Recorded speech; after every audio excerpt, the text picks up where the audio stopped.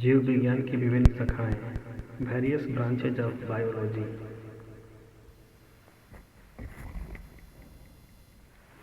Haematology का अध्ययन रक्त से संबंधित है।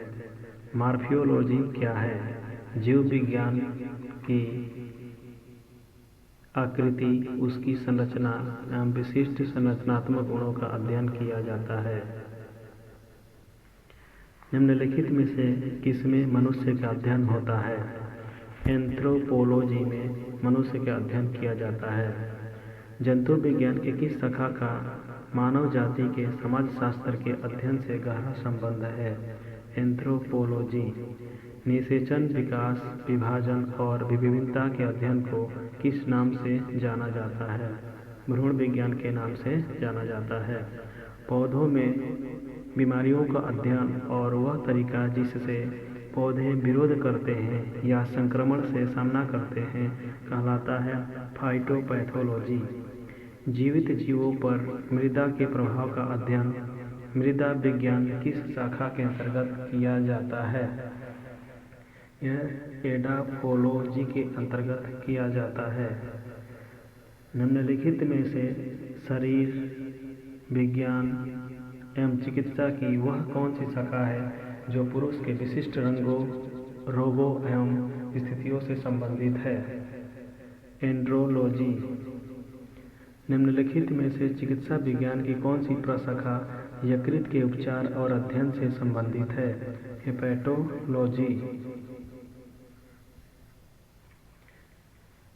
जीवों के वर्गीकरण से संबंधित जीव विज्ञान की शाखा को क्या कहा जाता है? वर्गीकरण विज्ञान। जंतु विज्ञान में किसका अध्ययन किया जाता है? जानवरों का।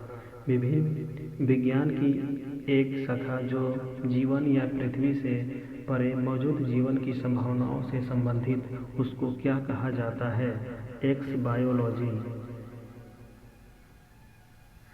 प्राइमेटोलॉजी। तत्वों और मानव जैसी प्रजातियों जैसे कि बंदर, वानर, वनमानुष आदि के व्यवहार का अध्ययन किया जाता है प्राइमेटोलॉजी में।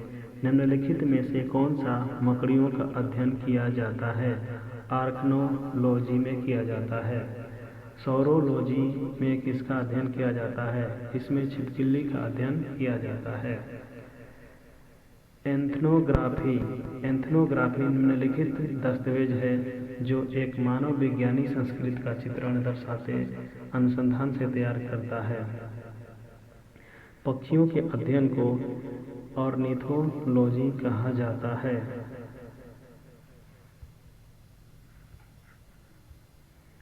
प्राचीन काल के जानवरों, पौधों एवं अन्य जीवों के संरक्षित अवशेषों या चिन्हों के अध्ययन का विज्ञान कहलाता है जीवाश्म विज्ञान।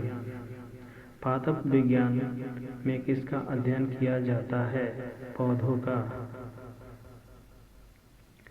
आर्कनोलॉजी किस बीमारी के उपचार से जुड़ा हुआ है? कैंसर से।